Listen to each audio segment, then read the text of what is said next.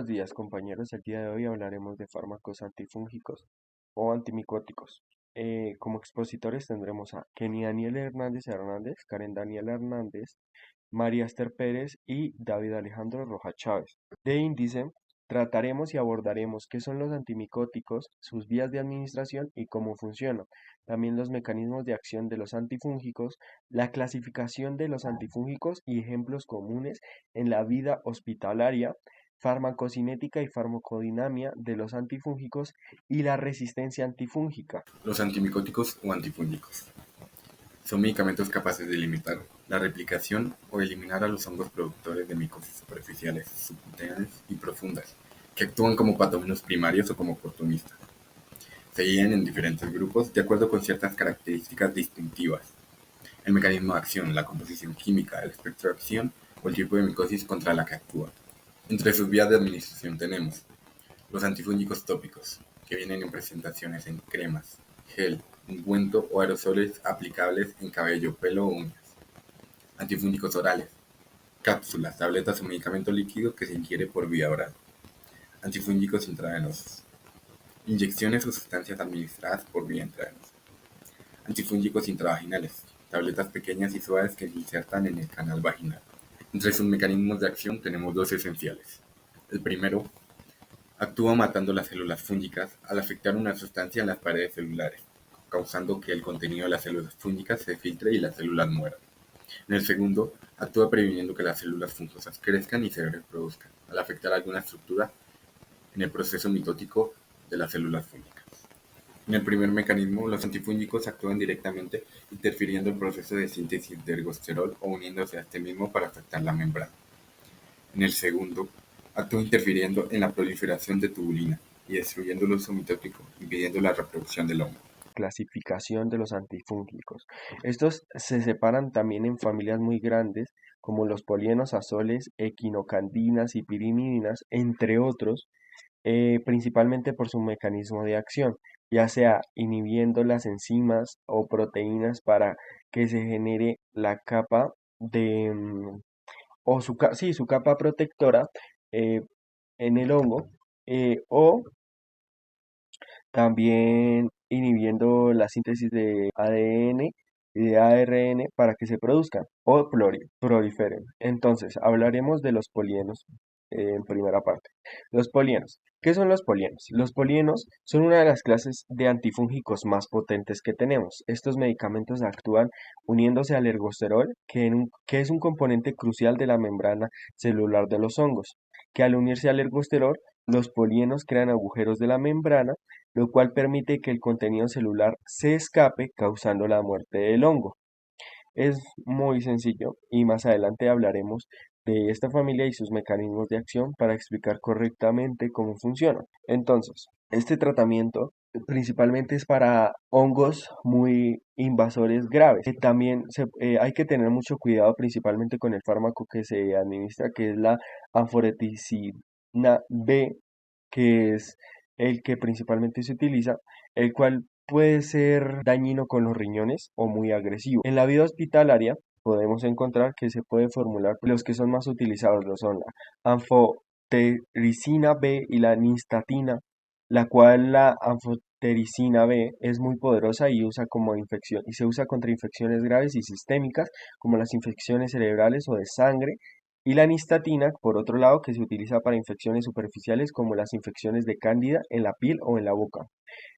También como casos prácticos así encontramos que un ejemplo muy bueno es digamos la anfotericina B, que en un paciente inmunocomprometido como al con SIDA, principalmente que presenta meningitis criptococida, que esta es una infección fúngica que afecta al cerebro principalmente y que puede ser mortal si no se trata a tiempo. Entonces acá utilizamos la anfotericina B, que es un tratamiento de elección porque es muy eficaz contra el Cryptococcus, que es el que da la infección cerebral. Ahora vamos a explicar los mecanismos de acción según la forma farmacológica. Los polienos. Estos se unen al ergosterol, un componente de la membrana celular de los hongos, creando poros en esta, lo que conduce a la fuga de componentes intracelulares y posteriormente la lisis celular. Los azoles. Los azoles son fármacos que inhiben la enzima 14-alfa esterol de metilasa. impidiendo la unión de ergosterol. Esto altera la estructura y función de la pared celular fúngica, impidiendo que el ergosterol cierre los poros de la membrana celular. Pirimidinas.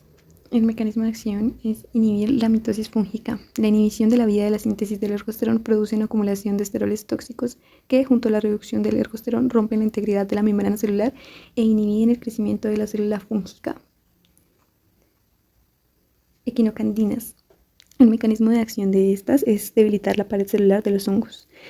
Las equinocandinas inhiben la beta-glucanosintasa, que a su vez inhibe la producción del beta-glucano, un componente estructural clave de las paredes celulares de los hongos.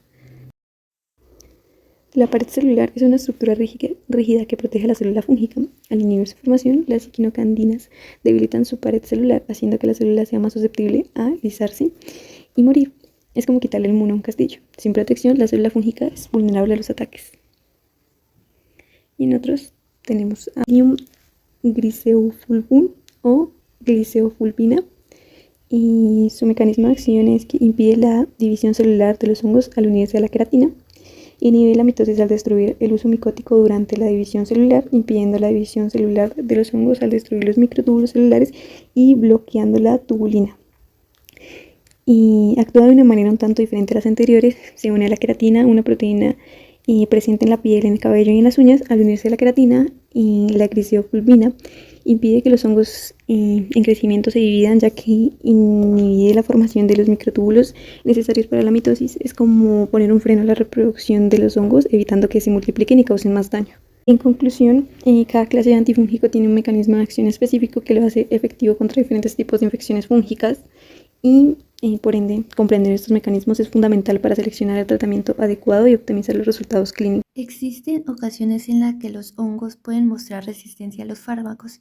Esto se puede deber a cambios en su estructura, ya que los antifúngicos actúan sobre partes específicas del hongo, como enzimas o estructuras de la membrana. Si el hongo cambia esta estructura, el medicamento puede ya no hacer su trabajo, expulsando el fármaco, ya que los hongos pueden desarrollar proteínas que funcionan como bombas, expulsando este medicamento fuera de la célula antes de que éste pueda hacerle daño, reduciendo la cantidad de ergosterol o reemplazándolo por otro compuesto, volviéndose la membrana más fuerte y menos vulnerable.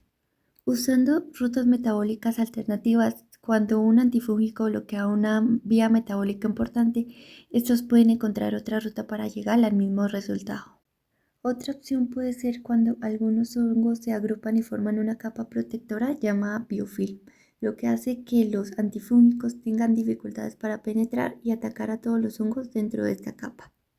También existen factores que favorecen esa resistencia, como el uso excesivo o incorrecto de antifúngicos, la inmunosupresión, por ejemplo, pacientes con sistemas inmunológicos debilitados, con VIH, SIDA, quimioterapias o trasplantes que son más propensos a infecciones persistentes. En estas ocasiones, el hongo tiene más tiempo para adaptarse a los antifúngicos. También contribuyen las infecciones nosocomiales o un ambiente donde el pH sea muy ácido o muy alcalino. Algunas soluciones para combatir esta resistencia puede ser el uso racional de antifúngicos, limitando el uso de estos a casos estrictamente necesarios y asegurando que los pacientes complementen los tratamientos para evitar que estos hongos se adapten. Usar 2 o más antifúngicos para atacar el hongo por diferentes vías, disminuyendo la probabilidad de que éste cause resistencia. Y por último, mejorar la higiene en hospitales, limpiando y desinfectando dispositivos médicos o cambiando regularmente equipos como sondas o catéteres para evitar infecciones. Bueno, cuidados de enfermería a la hora de la administración de antifúngicos. Primero, con la evaluación exhaustiva desde las alergias, comprobando que el paciente no sea alérgico al medicamento u otros antifúngicos. También la función renal y hepática. Es importante evaluar la función de estos órganos, ya que varios antifúngicos se metabolizan y se excretan por estos órganos. Y también es importante verificar las interacciones medicamentosas, revisar si el paciente está tomando algunos otros medicamentos que pueden interactuar con el antifúngico. Seguimos con la educación al paciente, la importancia del medicamento. Es importante explicar al paciente la importancia de complementar el tratamiento, incluso si los síntomas desaparecen antes del tiempo indicado. Efectos secundarios. Es de vital importancia informar sobre posibles efectos secundarios y cómo manejarlos. También las instrucciones de administración. Dar instrucciones claras sobre cómo tomar el medicamento, incluyendo las dosis, la frecuencia y la duración del tratamiento. Seguimos con el seguimiento. En este podemos ver la efectividad, tenemos que evaluar la eficacia del tratamiento observando la evolución de los síntomas, también efectos secundarios, continuar monitoreando los posibles efectos secundarios y reportarlos al médico. También tenemos que vigilar la función renal y hepática, realizar pruebas de función renal y hepática periódicas, especialmente si el paciente presenta factores de riesgo, y cuidados específicos según la vía de administración. En la vía oral podemos encontrar que es importante administrar estos antifúngicos con alimentos si el medicamento causa malestar estomacal. También es importante educar al paciente sobre no masticar las cápsulas, sino tragarlas enteras. Y pasamos a la vía intravenosa, en la cual podemos ver que hay que realizar pruebas de compatibilidad antes de mezclar un antifúngico con otros medicamentos. Y también es importante estar revisando el área de la punción y mirar que no haya presencia de flebitis o de signos de flebitis. Ahora pasamos con la vía tópica. Es muy importante limpiar y secar bien la zona antes de la administración del antifúngico vía tópica. Y también, si es requerido y si se indica, cubrir la zona con un vendaje